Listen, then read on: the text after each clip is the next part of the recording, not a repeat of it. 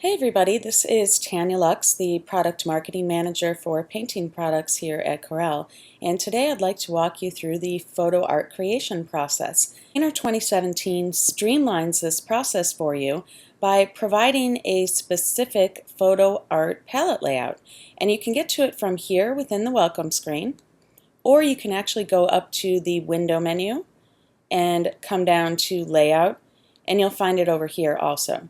So once you have that launched, this gives you all the tools you need to create your photo art. So if we just start from left to right here, first thing I have are my papers.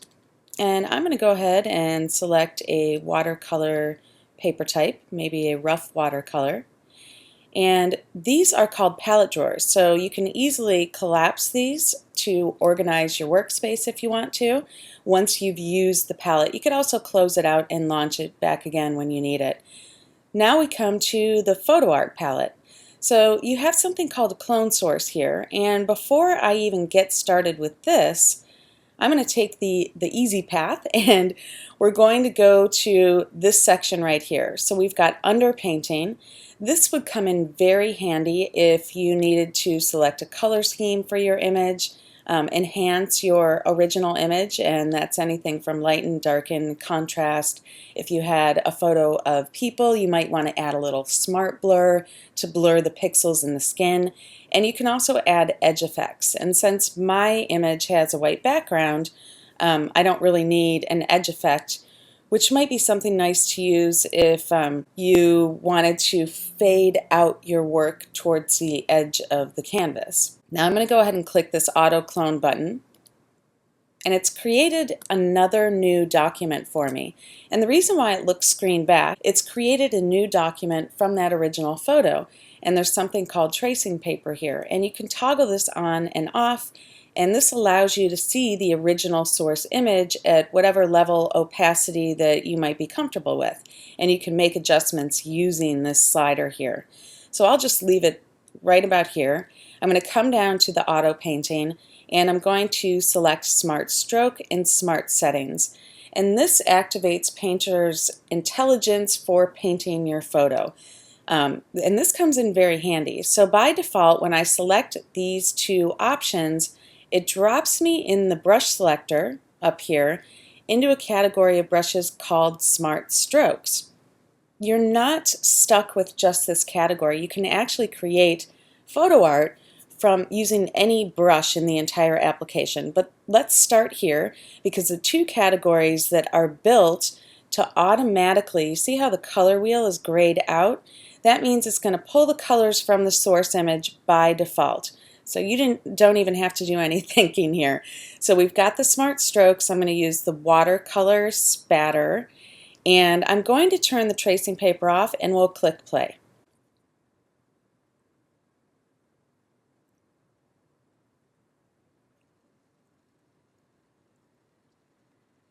And I really love this kind of organic, battery kind of look that we have going on here. So now that I've got that complete, there's a third option in this panel, and that's called Restoration. So if we go ahead and click the Restoration tab, and I'll zoom in here so that you can really see this, you have two different cloning brushes. I'm going to select the Soft Edge Cloner. So now you see up here, it's dropped us into the cloner brush category. And this is the other brush category where by default, when you're using these brushes, it is going to pull the colors from the photo. It once again grays out the color wheel.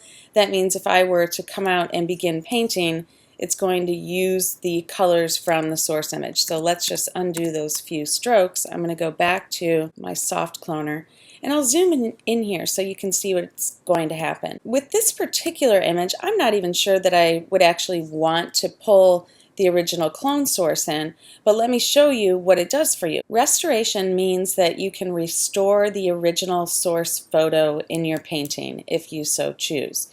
I'll size my brush up here, and what you're going to see is that I can actually brush back in parts of the original image if I would like. Maybe in the center of the flower here, if I wanted to make these little stems more prominent. As I mentioned, with this particular image, it doesn't really need too much of the original photo brought back, but this is very useful if you're doing something like a portrait painting, where you can bring in various parts of the face or the body or whatever kind of background that you might have. So those are the 3 tabs that are going to streamline your creation process. You can also bring in multiple clone sources. So if I click here, I could open up another image and I could paint that in. For right now, I'm going to stick with what we have. And if I take a look over on the canvas here, I'm going to select all. And you can do it from up here, select all. And then I'm going to say select float. And this is going to take the content that I had painted right on the canvas, lift it up to a layer. I'm going to set this layer to gel, and then back on the canvas, let's use our brand new gradient tool, because I'd like to actually drop a background in here so it's not just a white background. Now I'm ready to create my gradient. So I'll come over to the interactive gradient tool on the toolbar, and then up on the property bar here, you can choose from a bunch of gradients that we have created for you. You can also modify each one of these, and you have the different types of gradients to work with: linear, circular, radial, and spiral. So for this one, I'm going to go simple. We'll stick with linear. And now I'm ready to drop the gradient out on the canvas. So I'll just click and drag. And everything about the gradient is customizable.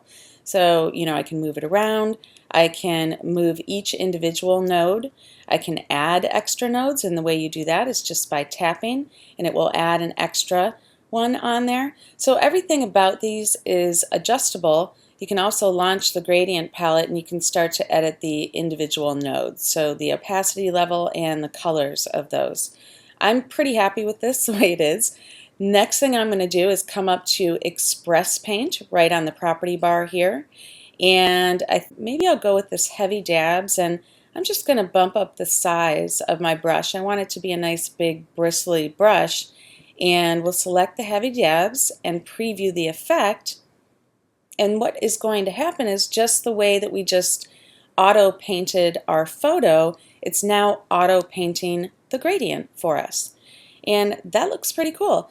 And we'll commit this gradient. It's basically just saying, yes, I like it. Go ahead and save it. At this point in time, I'm going to drop the photo to the canvas. So we'll just drop and select everything here. I'm going to say Layers, lift the canvas to a watercolor layer. And just for fun, I am going to take and wet the entire watercolor layer. So this is just going to kind of wet down the entire canvas, because we originally used a watercolor on the flowers. I'll kind of incorporate that also into the painted background. And if I zoom in here for you, you'll see that it did indeed wet the entire canvas for me. And it's also going to incorporate, whatever paper texture that you have. It's going to show that paper texture quite a bit. And that is our 5-minute photo painting. I hope you enjoyed it, and happy creating.